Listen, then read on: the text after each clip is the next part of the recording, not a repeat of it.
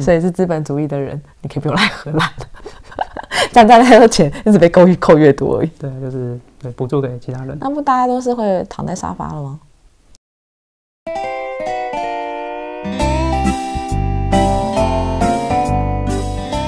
好，大家好，欢迎收看我们的频道。今天要聊一个比较有点硬的话题，荷兰所得税的 Box One。你记得荷兰所得税有几个 Box 吗3个。好。那 Box 3我们上次聊过了。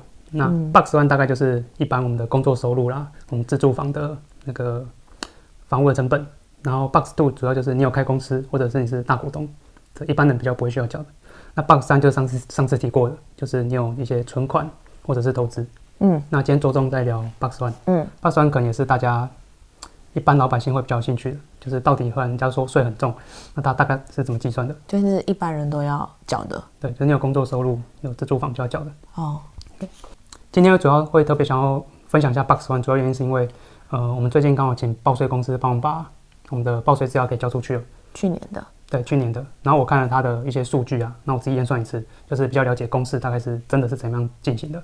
因为一个很神奇的是，我在荷兰的网站，有可能是我自己找不到，我找不到像台湾这么明确的税的公式，就税到底怎么计算，哪些东西可以扣掉，哪些东西多少百分比，我没有看到一个很漂亮完整的公式，所以趁我现在自己有把它搞清楚，就把我知道的分享给大家，然后自己也做一个记录。OK。所以荷兰的报税就是这样子，总金额照集聚算一个总金额，然后有4个扣除额扣一扣，然后剩下就是你要缴的税。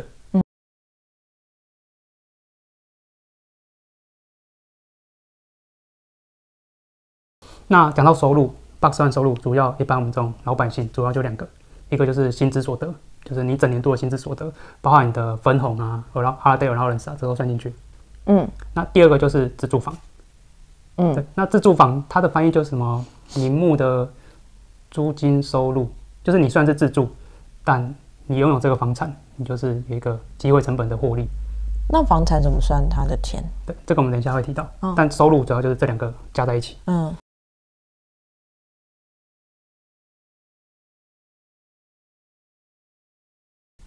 就是我们的工作收入很好计算嘛，就是你收入10万欧元，就拿10万欧元去算。对。然后因为我们有 30% ruling，讲白话就是说我赚10万欧元，有3万欧元是不列入计算的，我只用7万去算我的这个 Box One 的税。就是你的薪资所得，乘上0.0就是打7折后，然后那才算你就是现在算的薪资所得。但讲更细，其实是我的收入扣掉退休金，退休金先拨走了。对，然后剩下的七成来算税。退休金。对，退休金就把它想成先放到一个账户，我之后再扣你的税，之后再来算。然后你剩下这些钱的7成，那就是你实拿的钱咯。有这种感觉啊。对。然后如果是房子的话，它的规则是7.5万到131万之间，都是用你 WOZ 价值的0.35% 去算。你说房价在7.5，房子的 WOZ 的价格嘛，在7.5万到131万。对，这range超级大的，所以一般人的房子大概都在这个区间，就是 0.35%。如果你超过131万，超过的部分是用2.35% 去算。就是那个不管，那是豪宅。对。WOZ 它每一年都会变吗？ WOZ 价值的确会跟着市值变化，但是市值变化太快，所以它没有办法贴这么近。对。不过基本上就是每年都会调整。那像现在房市一直看好，一直往上涨， WOZ 就会每年调涨，也就是你缴税就会因为房市调涨变多。对。好，我们刚刚讲完总收入之后，我们现在讲讲它实际上怎么计算的。那应税的部分，2024年的话，它是切2个简单集聚而已，它分水岭在75518。特别讲2024是，它每一年都会变，每一年这个集聚都会不太一样。所以2023跟2024也不一样。对。2024跟2025又不一样，这样。它的概念大同小异啊。那只是有一个数字比较好讲。那7万5以下就是 36.93%， 就大概3-4成的收入被拿去扣税那种感觉。然后75518以上的话就是 49.5%， 就将近一半。就人家说荷兰的税很高，那么赚的一半都被扣税，主要就来自于这个数字。对。那这个算出来就是你的就是你必须要缴出去的税，假设是20好了，就是一个金额。那这个算出来以后，我们等一下会有一些扣除额可以扣掉，你实际上不用缴，真的缴那么多税。有一些原因。等一下最后有4种扣除额，一个就是一般扣除额，就是一般人都可以扣的。那但是你赚太多，它就不给你扣。等一下可以看到。那第二个就是它叫做劳工扣除额，我觉得就是你有赚钱，我就可以让你扣除一些金额。第3个也是很常见的，就是我们买房子要缴贷款，然后你去年缴的贷款也可以拿来，就是部分可以拿来扣除，你可以不用缴那么多税。第4个是双薪，就是有12岁以下小孩的双薪家庭，收入比较低的那个，它有一个额外的金额可以扣除。对，大概就比较常见是这4个扣除额。然后一般扣除额的分水岭就刚刚讲的那个集聚的75518，如果你的薪资你的总收入超过75518的话，一般扣除额就不适用，就扣不到任何钱。然后再来第2个就是劳工，就是薪资所得的特别扣除额，这个我觉得非常的有趣，非常的妙，它设计很奇妙。你觉得薪资特别扣除额它的曲线大概是长怎样？就是说你赚的越多，赚的越少可以扣越多，还是赚的越多可以扣越多？现在是讲到扣除额，对，薪资的赚的越少赚的越少可以扣免缴越多啊，这样吗？所以可以扣越多。假设我收入1万欧元，对，我可以扣8000欧元。如果我收入10万欧元，我只可以扣5000欧元。对，就是你赚越多，你应该要缴的税就越多。照你这样说，回到这张图，你觉得应该就是大概会长这样？对，这个收入比较多的人，他可以扣的钱就比较少。对，他是比较多。对。那实际上我会觉得这个设计很有趣，是因为荷兰的是长这样子，大概到4000左右位置。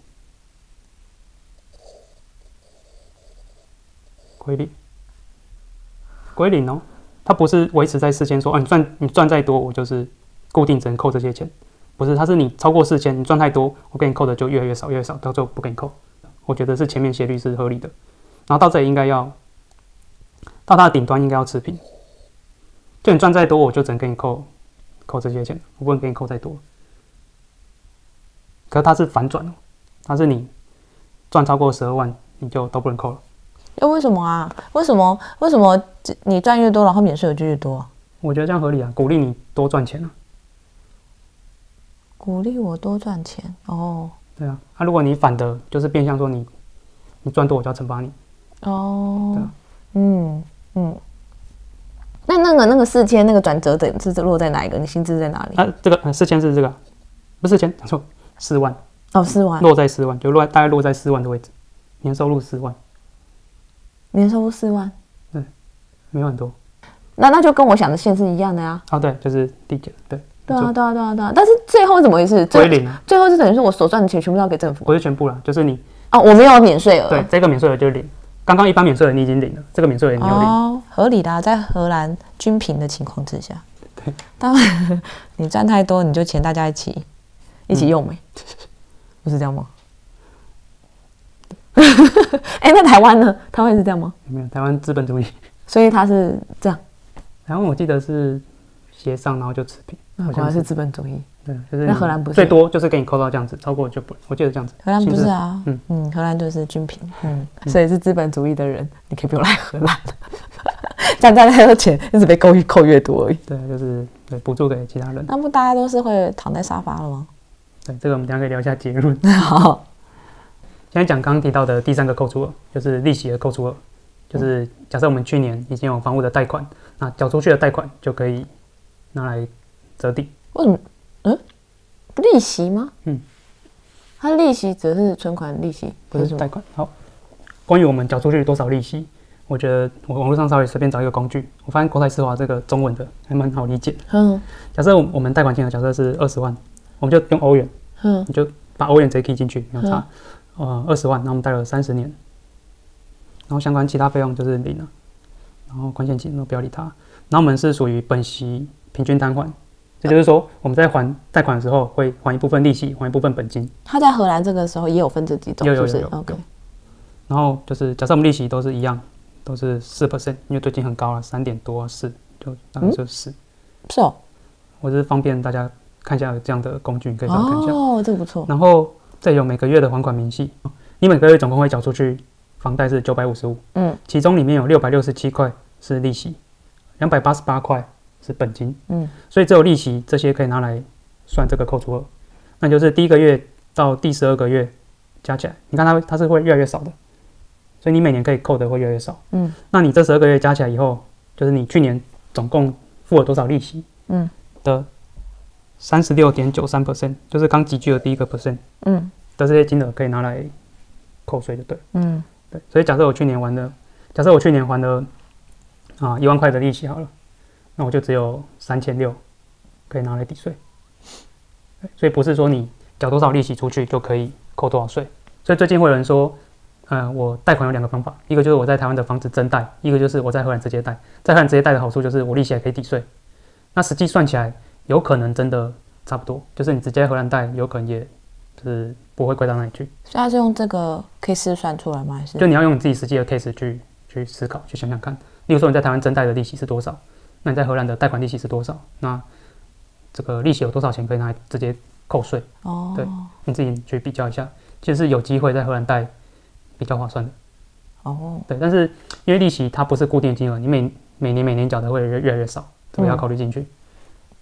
对，所以不是那么容易计算，但我觉得是没有一定说哪一边会比较划算的。那我们现在讲最后一个比较常见的扣除额，就是家里有12岁以下的小孩，然后比较低薪的那个父母，他可以额外一个扣除额。我觉得把它想理解成家里有一个12岁以下的小孩要照顾，那是谁在照顾的？妈妈。赚比较少那个在照顾的，所以都给他一个扣除额。什么叫赚比较少？不一定啊。没有，他的规定这样子，赚比较少那个可以多扣这个。一定要赚钱吗？你这个问题问得很好。他就知道有些人会赚一点点，然后就来扣很多。没有，他规定是你要赚全年要赚超过6000欧元以上，对，然后一直到3万1，如果你赚到3万1的话，就可以扣除2950，然后你赚再多也是扣2950，这个合理一点。对，就是你赚很多，就是可以多扣2950这样。刚刚一直都没有讲到一个问题，就是夫妻都有收入，那 Box One 的税怎么报？台湾是家庭一起报的，就是夫妻直接混在一起，然后扣除额什么一起算。对，荷兰不是，荷兰你可以把它想成就是分开，就是爸爸报爸爸的，妈妈报妈妈的，然后就单身的时候啊。对，但是差别是在你们房子是一起的。那怎么去切？那你就自己选，我房子我要全部压在谁身上去报会比较划算，或者是他报50%，我报50%，就自己去切。那比例可以自己分吗？可以，但是一般来说你一定是压在收入比较高那个，你税才会压比较下来。对，所以它大原则上感觉就是分开报。对。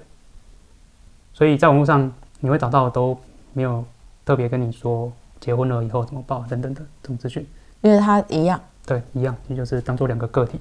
因为可能在荷兰这边什么 partner 什么的，就不是真的结婚之后。对，所以我最近有收到一个报税的报告，你也会收到一个，其实就是分开的。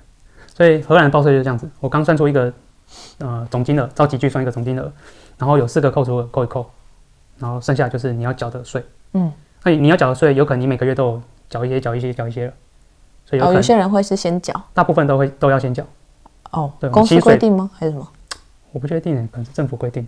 就是你薪水进来前就先扣掉了。对，所以你到年底通常可能就是可以再退税，因为你每个月都先缴了。台湾的话就有2种，一个就是先缴，一个你可以选择不要缴，你最后再补。对，那荷兰好像都是先缴，因为这金额真的是蛮大，他先给你还真的很容易直接花掉。你看他抽一半回来，直接到你户头，你可能花完了，有可能明年怎么没有办法缴税？对啊，所以他先抽是明智。然后再另外一个我觉得很可怕就是 30% ruling。就是你11% ruling，你的集聚很容易落在75000以下。可是你没有了以后，你就直接报在上面那个49.5%，然后你连刚刚的那个薪资特别扣除额，你很容易就往后面跳。所以 30% ruling 是真的会让你的税变多很多。关于 30% ruling 没有了以后会有多痛，这有一个很简单的试算网站，你数字填进去，他就跟你讲。什么意思？假设2024年我是员工，然后我每年的总收入假设是10万欧元。假设我现在有 30% ruling， 他会帮你试算，就刚的扣除额他都考虑进去了。你每年会净赚大概是7万8，记住这个数字。就是你有 30% ruling 情况。对，好，那我把它扣掉，我没有 30% ruling， 会剩下6万1，这是1万7。我们17万。17000大概是15060万哦，没有30%。假设收入10万欧元的话，会差到60万台币，这很惊人。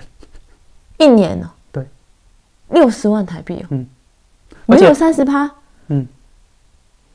而且这个只是税而已哦。30% ruling 我们享受到的优待，还有小孩子的育儿津贴，我们现在拥有30% ruling，很容易就是因为应税薪资，他们应税薪资去算的，所以很容易领到一些津贴补助，还有幼儿园的学费也是用应税薪资去算的。所以没有30% ruling 以后，除了税变很重以外，那些津贴也会没有，所以影响不止这50-60万台币。你5年之后应该可以收房客了吧？你要这个是用10万欧元去算的，那你当然你的薪资越少，影响就越小。但10万欧元有10万也是很惊人。10万是多少？350万台币年收入，那很多哎。对啊，就一个整数哦。然后反正大家可以上这个网站，大家去大概试算玩一下。但这个刚填的10万欧元，他没有考虑到你有一部分已经拨去做退休金，你要填的应该是扣掉退休金后的金额。扣掉退休，就是你实际拿到的钱，可以这样说，就是你入户头的钱。不是啊，因为有一部分钱已经被拿去扣税了。哦，因为大部分有扣税。对，就是你的收入扣掉退休金，就这样。哦 ，OK， 你应该填的是这个金额，年薪，然后扣掉你一整年的那个退休金。对，已经被然后剥削当退休金。你这一格，你要不要？对，你要不要？这一格，这个就要填的就是你的薪资，然后扣掉你整年的退休金，就是填这一个，然后试算。就知道，之后会多痛。这个金额有点夸张呢。对，你没算，哎呀，你真的填数字下去哦。因为有些人会跟你说，大概1个月差个700-800什么的，那个是因为他说的是月薪，他没有把 bonus 啊、holiday allowance 那些事情考虑进去，因为 bonus 可能大一笔，那个少就少很多，全部都考虑进去，其实影响是很大的。对，然后再讲一下，刚刚有讲到你有房子就会有这个成本嘛，0.35% 的成本，那个你可以把它想成就是一个养房子的成本。对，你有50万的房子，你每年就要缴1800的税来养这个房子。然后其实不止这个成本，还有我会把详细的数字还有分项放在部落格文章。其实还有你的城市税，有因为 WOZ 比较贵，会缴比较多的城市税。然后还有那个水利设施。水费吗？不是水费，水利设施的建设费用，不是每个省都有。基础费。对，不是每个省都有的，它也是在用 WOZ 去算的。对，那这个详细我会放在资讯栏。好，今天分享就到这边。如果喜欢我们，就请记得订阅、按赞、分享，开启小铃铛。See you， 拜拜。